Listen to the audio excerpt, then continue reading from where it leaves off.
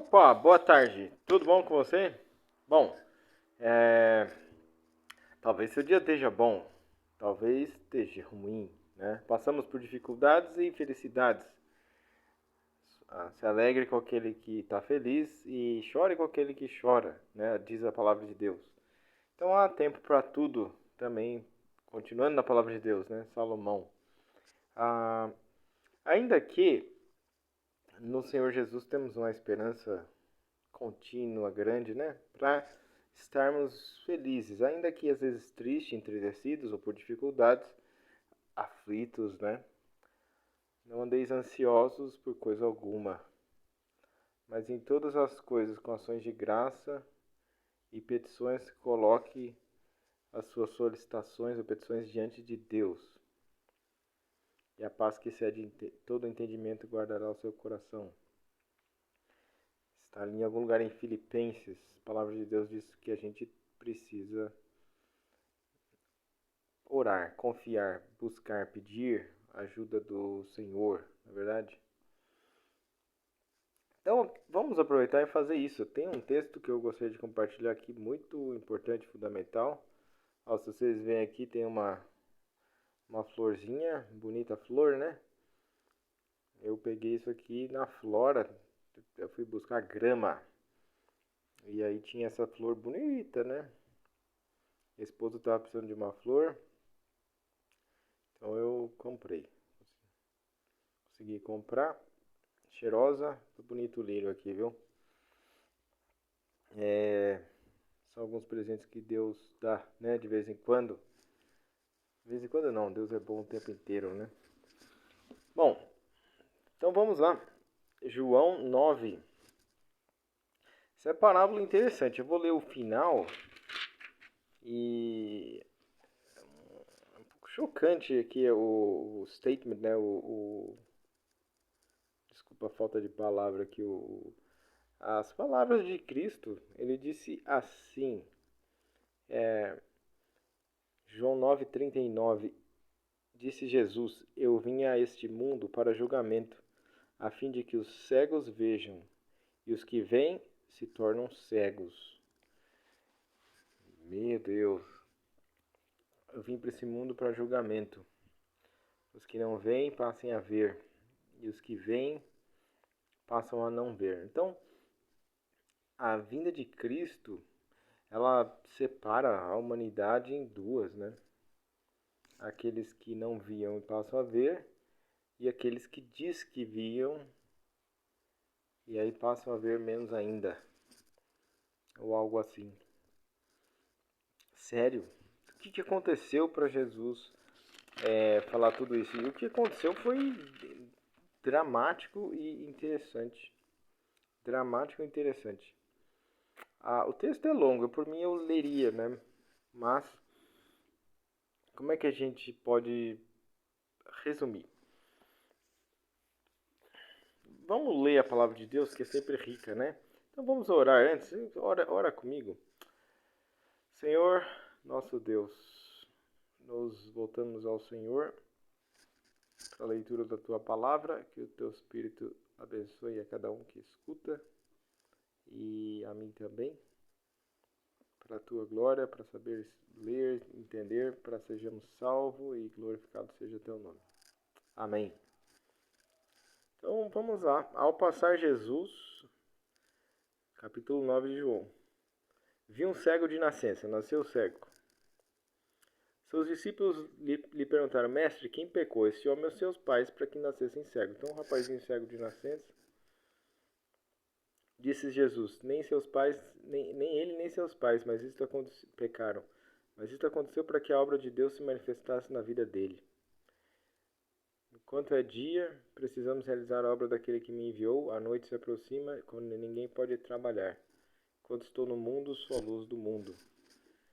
Interessante aquilo. Jesus pegou aquela situação e entendeu que aquilo era para a obra de Deus se manifestar na vida daquele rapaz.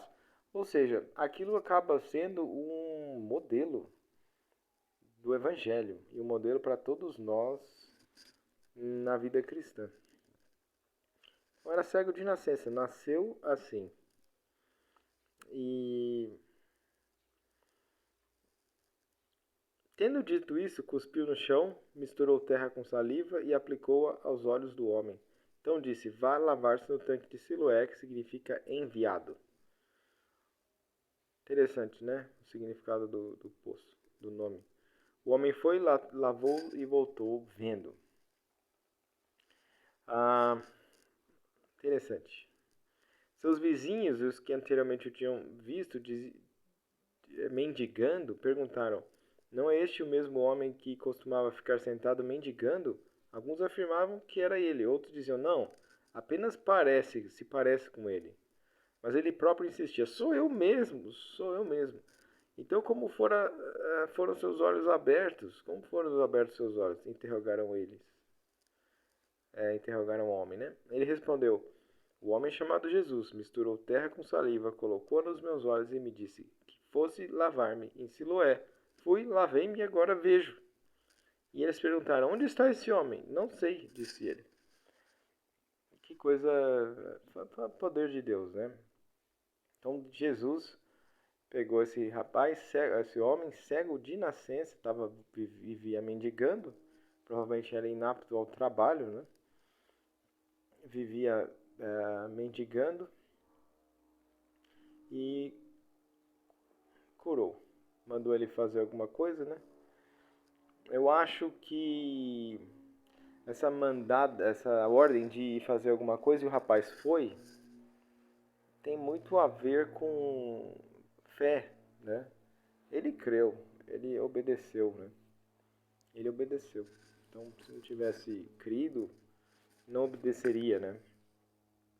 E depois a gente vai ver que Jesus já quando fala com ele no final, já mostra indícios de que ele já estava entendendo, crendo, percebendo, interagindo com Cristo. E levaram aos fariseus o homem que fora cego. Era sábado, o dia em que Jesus havia misturado terra com saliva e aberto os olhos daquele homem. Então os fariseus também lhe perguntaram: como ele recuperara a visão? O homem respondeu: ele colocou uma mistura de terra e saliva nos meus olhos e eu lavei e agora vejo. Omitiu aqui o texto, omitiu Siloé, né? Não sei se de propósito ou não. Talvez o homem fique um pouco temeroso. Siloé quer dizer enviado, né? Talvez.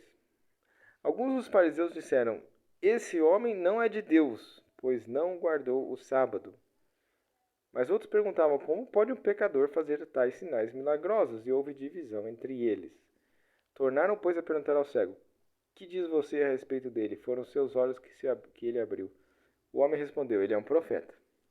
Quer dizer, ele viu ali aquela discussão em termos do homem, ele tinha experimentado um milagre e tinha tido certo contato ou né, interação com Cristo.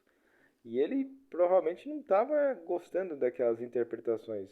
Esse homem não é de Deus. Poxa, claro que é. O que você diz? Ele é um profeta. Os judeus não acreditaram que ele fora cego. Olha que dificuldade. E havia sido curado enquanto não mandaram buscar os seus pais. Então perguntaram: é este o seu filho, o qual vocês dizem que nasceu cego? Como ele pode ver agora? Responderam os pais: sabemos que ele é nosso filho, o que nasceu cego. Mas não sabemos como ele pode ver agora ou quem lhe abriu os olhos. Pergunte a ele, idade ele tem, falará por si mesmo. Seus pais disseram isso porque tinham medo dos judeus, pois estes já estavam decididos que, se alguém confessasse que Jesus era o Cristo, seria expulso da sinagoga.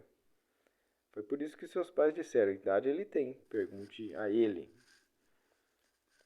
E aí fica mais interessante. Pela segunda vez chamaram o homem que fora cego e lhe disseram: para a glória de Deus, diga a verdade, sabemos que esse homem é pecador. Ele respondeu: não sei se ele é pecador ou não, uma coisa eu sei, eu era cego e agora vejo. Então eles lhe perguntaram: o que lhe fez ele? Como lhe abriu os olhos? Olha que interessante. Ele respondeu: eu já lhe disse, e você não me deram ouvidos. Por que querem ouvir outra vez? Acaso vocês também querem ser discípulos dele? Interessante demais. Quer dizer, o cego vai ali dos fariseus, eram representantes religiosos, pessoas de gabarito, e falar do milagre de Cristo e não foi bem ouvido, não foi bem interpretado, não foi bem recebido. E para ele é uma surpresa. E agora ele se vê num ponto que a resistência continua e ele até confronta, os coloca do lado oposto, né? Poxa, já falei o que ele fez comigo. Por que vocês querem ouvir de novo? Eu já falei, vocês não me deram ouvidos. Quer ouvir de novo porque vocês querem ser discípulo deles? Muito bom. Parece até uma ironia, né? É interessante essa ideia, né? Discípulo, ou seja, como é que ele fez? Eu vou fazer igual. O discípulo é assim, né? O que meu mestre fez? Como é que ele fez? Como é que ele faz? Eu vou fazer igual. Mas eles não queriam, né? Disseram eles aqui. Então o insultaram e disseram: o discípulo dele é você. Nós somos discípulos de Moisés, sabemos que Deus falou a Moisés, mas quanto a esse nem sabemos de onde vem. Eu queria fazer uma parênteses aqui. Meu irmão, minha irmã ou qualquer um que esteja me escutando, a animosidade contra os judeus deve ser totalmente abandonada entre cristãos. Tá? Aqui fala os judeus daquela época, naquele tempo. Agora, o meu compromisso, o seu compromisso é com você e comigo, com você.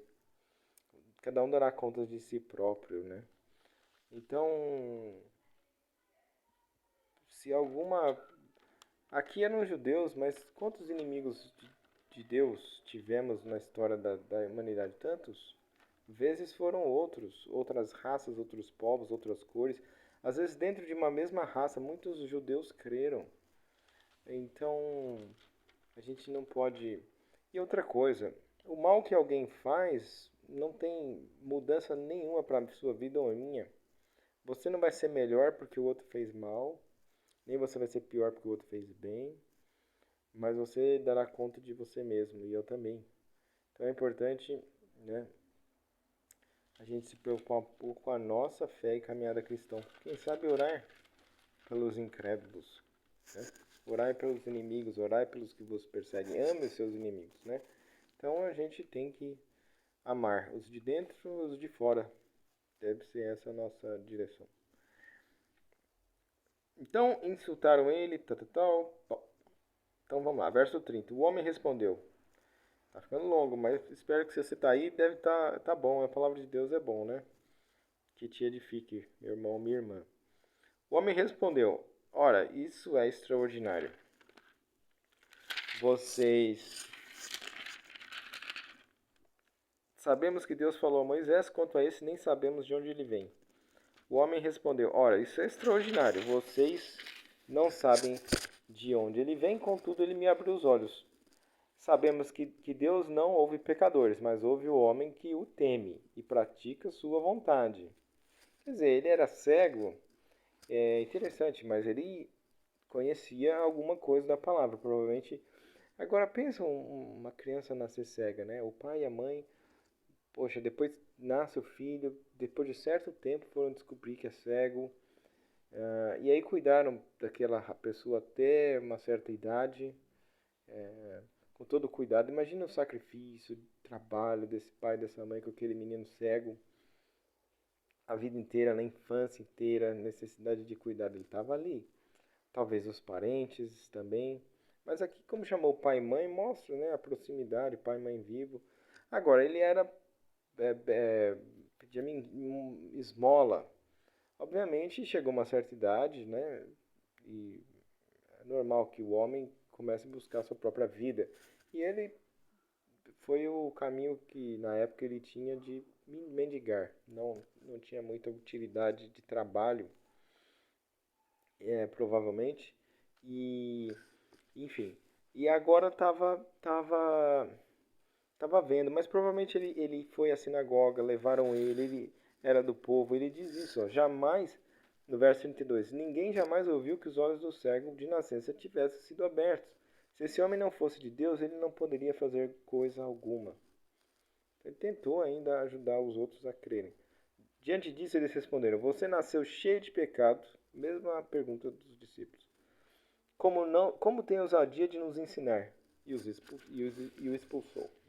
E o expulsaram. Né? Todos lá expulsaram. E aí vem a parte final e a parte legal que Jesus o busca. Jesus ouviu que o haviam expulsado e, ao encontrá-lo, disse: Você crê no Filho do Homem? Perguntou o homem: Quem é ele, Senhor, para que eu nele creia? Existe um debate, eu não quero entrar nisso, mas se a expressão Filho do Homem é uma expressão geral, Jesus se refere a si como Filho do Homem, ou se Filho do Homem tem uma expressão messiânica. Lá em Daniel tem alguma menção assim, tá? E a minha opinião é que é um título messiânico, tá? Crê tu no Filho do Homem? Quem é ele para que eu creia? Né? Se fosse um título comum, não teria muito sentido isso. Disse Jesus: Você já o tem visto. É aquele que está falando com você. E aqui é o legal daquela termo que eu falei. Você já o tem visto. Você já tem falado com ele. Olha, ele era cego. Ele não viu Jesus. Mas ele tinha começado a interagir com Jesus. E, e, e provavelmente Jesus está falando das experiências que ele estava tendo interiores. Da cura, das conversas, das percepções do Espírito Santo falando no coração dele, é aquele que está falando com você. Então o homem disse: Senhor, eu creio. Tomou uma decisão, né? Ou a graça, o dom da fé que veio de Deus, Deus permitiu ele crer. Senhor, eu creio. E o adorou. Legal, né? E o adorou. Disse Jesus: Eu vim a este mundo para julgamento, a fim de que os cegos vejam e os que veem se tornem cegos. Então aqui esse homem se converteu. Eu queria mostrar para você a progressão da conversão dele. Ele começou a interagir com Jesus, mas foi curado. Mas quem é para que eu creia? Você já o tem visto. Quer dizer, você já está tendo experiências, percebendo, ouvindo dele, aprendendo. E aí chegou o momento da decisão. Ele foi: eu creio. Né? Teve esse dom da parte de Deus, essa graça, creu e o adorou, né? Como Deus, Filho de Deus. Disse Jesus, aí vem aquela frase famosa do começo: Eu vim a este mundo para julgamento, a fim de que os cegos vejam ele, e os que veem se tornem cegos. Provavelmente os orgulhosos, os propensos, metidos a alguma coisa, né? Alguns fariseus que estavam com ele ouviram-no dizer isso e perguntaram: Acaso nós também somos cegos? Poxa, eu vim a este mundo para que os cegos vejam e quem vê se torne cego. Poxa, mas então a gente tem que ser cego? Acaso a gente é cego? Disse Jesus: Se vocês fossem cegos, não seriam culpados do pecado, mas agora que dizem que podem ver, a culpa de vocês permanece. Olha que coisa séria. E o vídeo está longo. Eu gostei. Se você ficou até aqui, provavelmente você gostou também da palavra de Deus. E concluindo uma breve meditação nessa questão, todo mundo nasce cego. Basicamente é isso uma das coisas que essa passagem está dizendo. Nascemos cegos. Nascemos no pecado, nascemos vivos para a parte da carne, mas mortos, cegos espiritualmente. Mortos espiritualmente. E é Jesus que abre os olhos. Eu vim a esse mundo para que os cegos vejam e os que veem se tornem cegos. O encontro do homem com Cristo. E todo homem, toda mulher precisa encontrar Cristo, vai encontrar a Cristo. E vai tomar uma postura, ou a do cego, que no final das contas creu, ou dos fariseus que não creram. Somos discípulos de Moisés e na verdade, talvez amaram formar. É um caso sério. Não eram de Deus, infelizmente. Não eram de Deus. Então, Jesus veio a esse mundo para que os cegos vejam. Então a nossa esperança, quem faz a obra na sua vida, na minha vida, é Jesus, meu irmão, minha irmã. É Jesus. Tenha fé nele, creia, converse com ele, busque-o, fale com ele. E o louve e o glorifique como fez esse homem. E o adorou, né? Vamos adorar Jesus? Jesus, eu te adoro. Você pode dizer isso? Jesus. Deus te abençoe. Tenha mais um dia, uma noite abençoado na presença e graça do Senhor. Deus te abençoe. Grande abraço.